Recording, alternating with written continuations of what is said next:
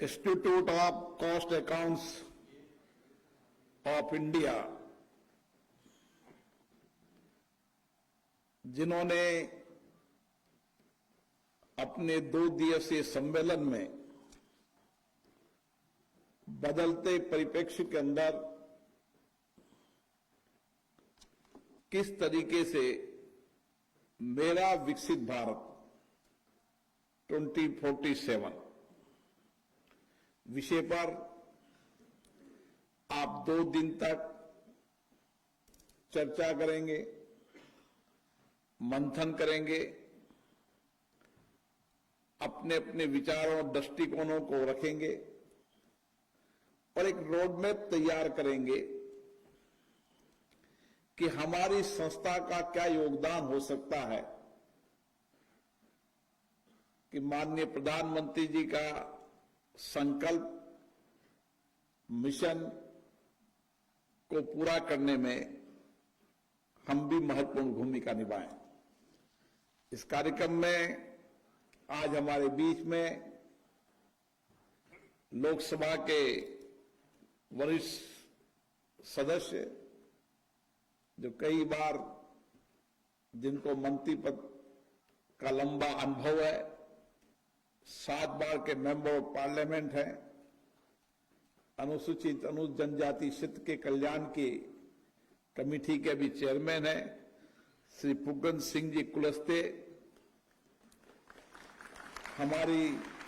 नई दिल्ली की लोकसभा सांसद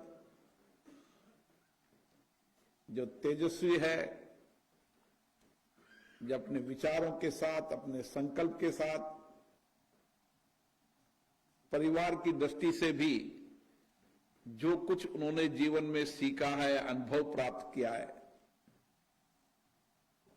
उसमें अपने विचारों को संसद में बखूबी तरीके से रखती है। सुश्री बांसुरी स्वराज, चेयरमैन NIRC, श्री संतोष पंजी, मित्तल साहब, राकेश यादव जी, जीवन चंद जी, मनोज कुमार आनंद जी, नवनीत कुमार जैन जी, RS भाटी जी और इस संस्था से जुड़े हुए सभी वरिष्ठ सदस्यगण, नौजवान विद्यार्थी साथियों, ये संस्थान एक ऐसी संस्थान है जिसने भारत के अंदर वित्तीय पारदर्शिता के साथ किस तरीके से हम लागत कम कर हमारे उत्पादन को बढ़ा सकते हैं, उसका बेहतर मैनेजमेंट करने का काम ये संस्था के सदस्य करते हैं। और इस संस्था के सदस्यों के अनुभवों का लाभ देश की आर्थिक प्रगति के अंदर, संस्थान की पारदर्शिता के अंदर और संस्थान की लागत कम कर उत्पादन बढ़ाकर देश के आर्थिक जीवन में परिवर्तन करने का काम, बहुत बड़ा काम किया है। और इसीलिए आपकी सामर्थ्य का, आपकी क्षमता का, आपके मैनेजमेंट का, आपका विजन का बहुत बड़ा लाभ देश को मिल रहा है। और जिस तरीके की आपकी भूमिका है, निश्चित रूप से आपकी भूमिका से आने वाले समय के अंदर भारत में आर्थिक निवेश बढ़ेगा, दुनिया के अंदर आज भारत का सामर्थ्य बढ़ा है, भारत की ताकत बढ़ी है, लेकिन उसके साथ साथ भारत के कानून, भारत की वित्तीय पारदर्शिता, भारत के वित्तीय कानून में स्थिरता के साथ बदलते परिप्रेक्ष्य के अंदर आवश्यक परिवर्तन करते हुए किस तरीके से सहज सरल बना सकते हैं ताकि वित्तीय कानूनों में पारदर्शिता भी हो, और सरलता भी हो, ताकि हम देश के अंदर आर्थिक निवेश को बढ़ा सकें। और इसीलिए आप देख रहे होंगे कि पहली बार, जहां अभी बासुरी जी ने बताया कि हमने अंग्रेजों के कानूनों को परिवर्तन करने का काम किया, अब भारत सरकार ने एक विजन दिया है कि हम कॉलोनाइजर कानूनों को परिवर्तन करते हुए भारतीय परिप्रेक्ष्य के अंदर भारतीय आर्थिक के आधार पर हम कानूनों को बदलने का काम भी करें और जो कानून आवश्यक नहीं उनको रिपेल करने का भी काम करें। और उसी के साथ आप देख रहे होंगे कि जीएसटी लाया गया और जीएसटी के अंदर जो जो भी आवश्यक सुधार जो समय की परिस्थितियों के अनुसार आवश्यक हैं, उन जीएसटी के अंदर परिवर्तन करने का काम भी सरकार कर रही है। और आने वाले समय के अंदर जीएसटी कानून के अंदर पारदर्शिता हो, व्यापारियों, उद्योगपतियों, काम करने वालों को सुविधा हो, इस दृष्टि से भी समय समय पर आवश्यक विचार विमर्श करते हुए नए कानून लाने का काम सरकार कर रही है। और दूसरी तरफ आईटी एक्ट, वर्षों के आईटी एक्ट के अंदर जो जटिलता थी, कठिनाइयां थी, उस जटिलता कठिनाइयों को कैसे ठीक किया जाए, उसके लिए संसद में एक समिति बनी है। जो संसदीय समिति देश के सभी स्टेक होल्डरों से चर्चा कर कर, विचार विमर्श कर कर हम किस तरीके का आईटी एक्ट बनाएं, जिस आईटी एक्ट के अंदर सरलता भी हो, सुविधा भी हो, पारदर्शिता भी हो, और जो टैक्स देने वाले लोग हैं, जो इस देश के अंदर भारत की प्रगति में उनका योगदान है, उनको पारदर्शिता भी मिले। मुझे अभी आप लोगों ने चर्चा की है, निश्चित रूप से एक बड़े स्टेक होल्डर हो आप लागत मूल्यांकन के साथ, वित्तीय पारदर्शिता के साथ एक बेहतर तरीके से काम करते हैं। निश्चित रूप से समिति आपको भी सुनेगी और आपके सुझाव को भी प्राप्त करेगी।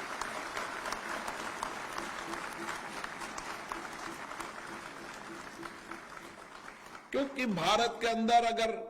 हमें निवेश का एक बेहतर माहौल बनाना है, हमें अगर निवेश को आकर्षित करना है, तो हमारे वित्त परिचालन नियमों को अंतर्राष्ट्रीय नियमों के अनुसार भी और भारत के बदलती परिस्थितियों के अंदर अधिकतम निवेश आए, उसके अनुकूल बनाने की आवश्यकता है। और इसके लिए कंपनियों कानूनों के अंदर भी परिवर्तन किया है, लेबर लॉ कानून के अंदर भी परिवर्तन किया है। देश जहां जहां भी आवश्यकता समझ रही है, सरकार उस कानूनों को परिवर्तन करने का काम कर रही है। और आज हमें खुशी है कि दुनिया के अंदर भारत अवसरों की धरती है, जहां पर निवेश की संभावना है। और दुनिया के देश आज भारत में निवेश करने की ओर आकर्षित हुए हैं, क्योंकि एक स्थायित्व राजनीतिक व्यवस्था, देश में डेमोक्रेसी है और डेमोक्रेसी के साथ एक स्थायी मजबूत सरकार है और उसके नेतृत्व करने वाले एक विजनरी लीडर है, जिन्होंने राज्य के मुख्यमंत्री के रूप में काम किया, देश के प्रधानमंत्री के रूप में भी काम कर रहे हैं। उनके विजनरी नेतृत्व के अंदर देश कैसे आगे बढ़ सकता है, 10 साल उन्होंने भारत को एक निवेश के साथ साथ समाज के सामाजिक आर्थिक परिवर्तन करने के अंदर एक देश को दिशा देने का काम किया है। और आज हम ये कह सकते हैं कि दुनिया के अंदर भारत जहां तेजी से बढ़ती हुई आर्थिक व्यवस्था है, उसी के साथ देश के समाज के अंतिम व्यक्ति के जीवन के परिवर्तन करने के लिए भी नीतियों कार्यक्रमों की इसी तरीके की योजना बनाई जाती। आज भारत के अंदर हम समाज के अंतिम व्यक्ति के जीवन को कैसे परिवर्तन कर सकते हैं? एक ऐसी व्यवस्था हो जिस व्यवस्था के अंदर लोगों को रोजगार मिले, नए रोजगार का सृजन हो और एक स्किल्ड कुशलता और कौशलता भारत के नौजवानों में हो। आज हमें खुशी है कि दुनिया के अंदर भारत का नौजवान कौशल भी है, कुशलता भी है, लेकिन बदलते परिप्रेक्ष्य के अंदर आज दुनिया के अंदर भारत के नौजवानों की सबसे बड़ी आवश्यकता है। चाहे तकनीकी का क्षेत्र हो, चाहे विज्ञान का क्षेत्र हो, चाहे प्रोफेशनल का हो।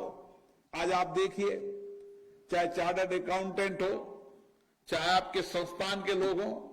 देश में कई बड़ी कंपनियों के सीईओ और फाइनेंस के डायरेक्टर के रूप में काम कर रहे हैं, लेकिन दुनिया के अंदर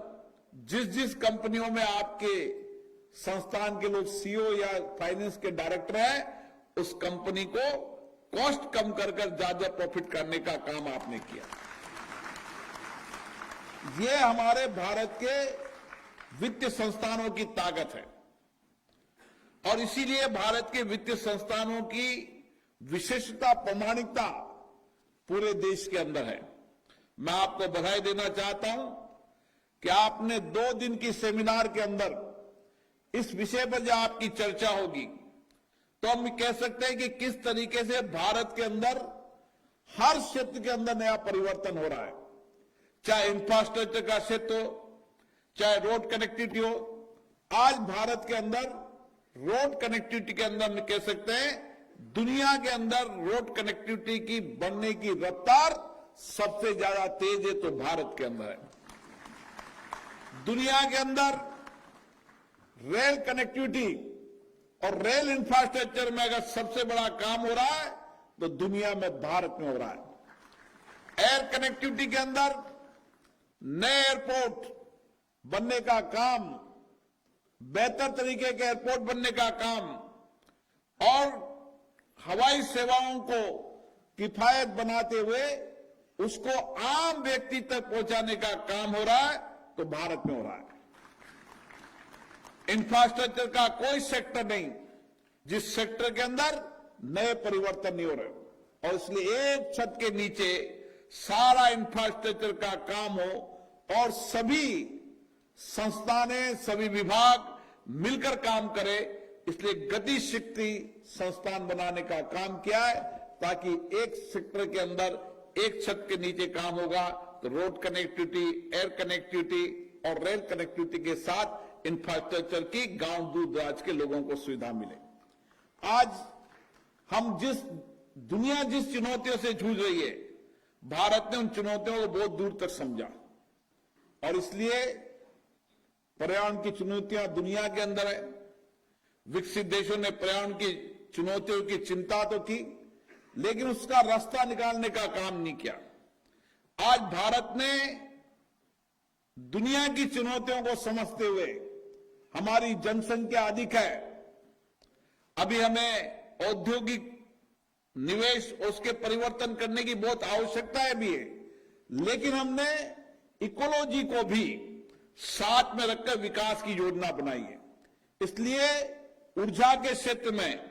चाहे सोलर हो, चाहे ग्रीन हो, हर ऊर्जा के अंदर क्लीन एनर्जी के क्षेत्र के अंदर हमने नए सेक्टर खोलने का काम किया है। और आपने देखा होगा इस बजट के अंदर अब आने वाले समय के अंदर परमाणु ऊर्जा के बाद भारत ऊर्जा में आत्मनिर्भर भी होगा और क्लीन और ग्रीन एनर्जी का जो लक्ष्य है उस लक्ष्य को भी पूरा करते हुए हम देश के अंदर क्लाइमेट चेंज के अंदर भी बहुत बड़ी भूमिका निभाएंगे। और इतना ही नहीं, भारत के प्रधानमंत्री जी ने पूरी दुनिया को संदेश दिया कि पर्यावरण के अनुकूल जीवन शैली, और इसीलिए पर्यावरण के अनुकूल जीवन शैली जीने के लिए भारत के 140 करोड़ लोग आज दिशा की ओर बढ़ चुके हैं। आज पर्यावरण के प्रति हम सजग है, सतर्क है और हम तो वो लोग हैं जो पेड़ की भी पूजा करते हैं, पर्यावरण की भी हम पूजा करते हैं, मिट्टी के अंदर बैठे हुए उस माँ को माँ समझते हैं, पेड़ की पूजा करते हैं, सूर्य को देवता मानते वो लोग हैं। इसलिए पर्यावरण के प्रति भी हम सजग हैं। ऐसी दुनिया के अंदर जितनी भी चुनौतियां हैं, उन दुनिया की चुनौतियों का समाधान भी भारत में निकल रहा है। इसलिए चाहे इनोवेशन के सेक्टर में हो, चाहे नए रिसर्च के सेक्टर में हो, चाहे स्पेस के सेक्टर के अंदर, हर सेक्टर के अंदर आज भारत आगे बढ़ रहा है। ये विकसित भारत का रोड मैप है। इसलिए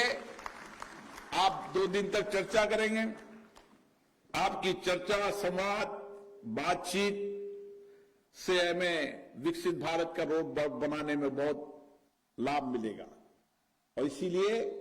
मैं आपसे निवेदन करना चाहता हूं कि आप दुनिया के परिप्रेक्ष्य के अंदर भारत में जो परिवर्तन हो रहा है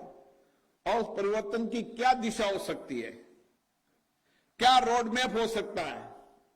ताकि हम हमारी कॉस्ट को कम करते हुए अधिक उत्पादन और वित्त पारदर्शिता लाकर किस तरीके से विकसित भारत के रोड मैप को तैयार कर सकते हैं, उसमें आपका बहुत बड़ा योगदान होगा। मैं आप सबको इस कॉन्फ्रेंस के लिए बहुत बहुत शुभकामनाएं देता हूं,